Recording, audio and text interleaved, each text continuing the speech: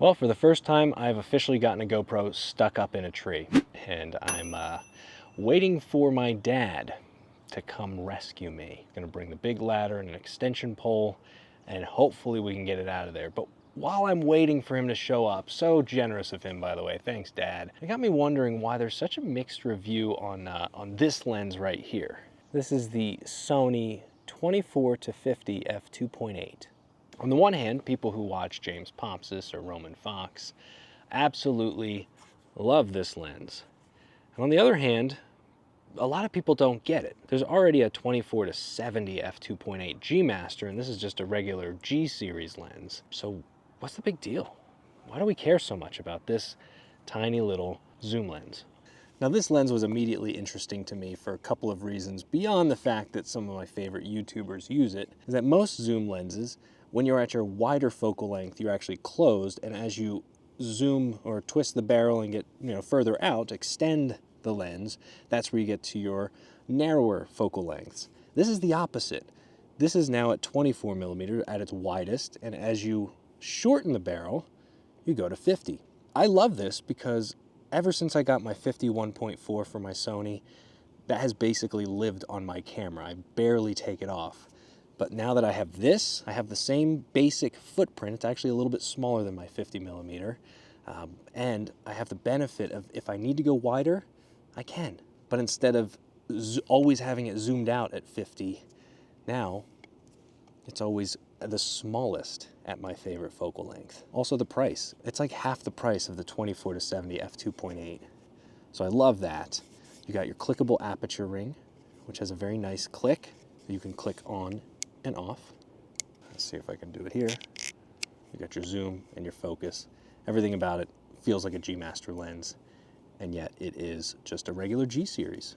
Now, I don't really have the best backdrop right now, but this is what I'm talking about. Here is your 24-70 f2.8 G-Master Mark II. There's your 50 millimeter 1.4, the one that I've been using most often on my Sony.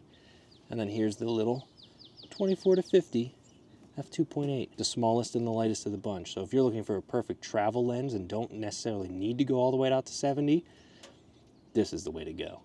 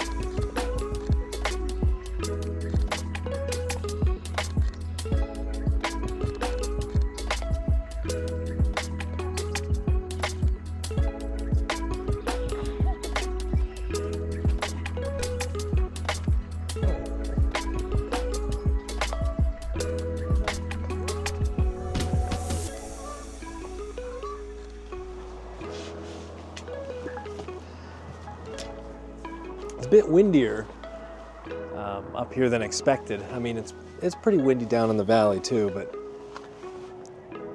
especially windy up here. Did plan on flying the drone more, but I had a couple warnings that wind conditions were too heavy, so abandoned that idea. Really felt like taking a little bit of a hike today, and talking about the 24-50, finish up this video. So that's what we're doing.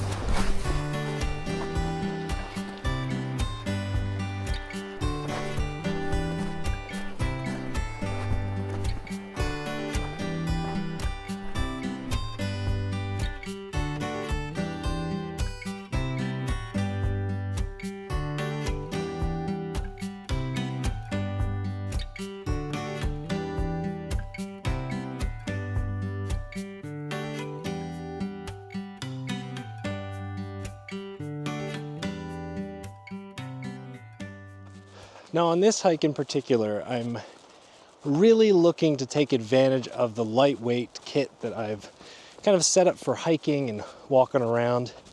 You know, all I have is my basic backpack, the single lens, the 24 to 50, and then some of these smaller handheld cameras. So I don't have my big cinematic video setup or anything like that. And I gotta say, the water is the heaviest thing that I'm carrying right now. And it's pretty fantastic to not be weighted down with the big green backpack, where I usually carry like the 24 to 70, the 100 to 400, a load of extra batteries and memory cards. That's if I'm gonna be out here for a week of photography. So this is, so far, it's just great. The experience, it's making it so that it's much more comfortable to just walk around, enjoy the scenery, not really feel the pressure of trying to find compositions because, you know, I only have 24 to 50. And that means everything I photograph is either going to look really tiny and far away, or it has to be close to me. And I feel so much more connected to the photos that are intimate like that. Not intimate like that. Intimate as in close to the lens. Well, it was a lot snowier last year when I was hiking around out here in the snow. I complained that I didn't have good snow boots. This year, I still don't have good snow boots, so yeah. Oh well.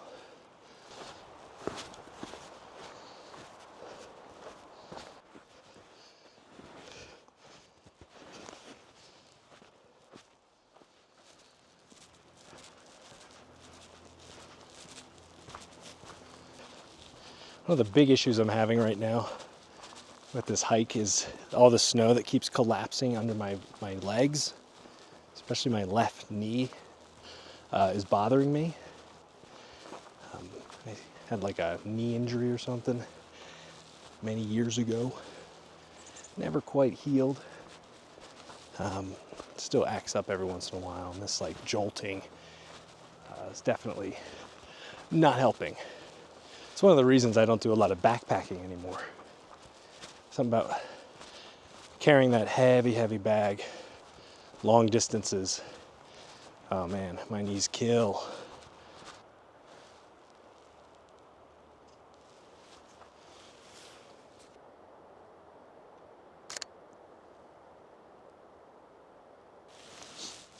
About 35 mil power out of this little lens. Feels like I'm shooting with a prime, but a prime that I don't have to keep switching between focal lengths. It's not separated enough from the trees behind it. That's the problem.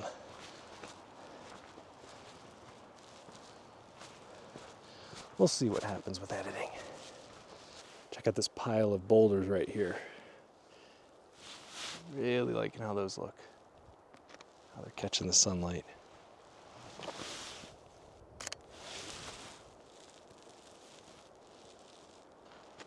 Still on trail. Haven't disrupted the flora and fauna by walking up there. I do wonder if, right now it's like an upward angle, so I'm having to shoot up into it. It'd be cool if I could, you know, get more eye level with it. But that is not Idaho. Idaho is a very steep and hilly state. This central tree is my subject. All these other trees are supporting subjects. But I really like how mirrored this one is with the branches on either side. Bit chaotic, but this is what the landscape is. And if you're taking landscape photos, you can seek out minimalism or you can embrace the chaos. At least that's been my opinion recently. Just like that. Side light always looks cool. So final verdict on the 24 to 50 G series from Sony. It is a optically beautiful lens. It's got characteristics. You know, it's not flawlessly, surgically perfect. Far lighter, far easier to carry, and the convenience of it being shortest at 50 millimeters, my preferred focal length, is so nice. It's lighter than the 50 prime, I know that. So when I'm walking around with this, it doesn't feel like much. It's very nicely balanced with the Sony bodies. Now, obviously there are downsides. One being you lose that 50 to 70 range, which I find I use quite a bit when I've got that 24 to 70 on there, just to get a little bit extra reach. And I was missing it last time I was shooting with this lens. Just being able to get a little bit tighter on the subject. Now, of course, I could crop, but I like composing in frame and cropping as little as possible in post. So that is one of the major drawbacks. If you find yourself needing, hang on.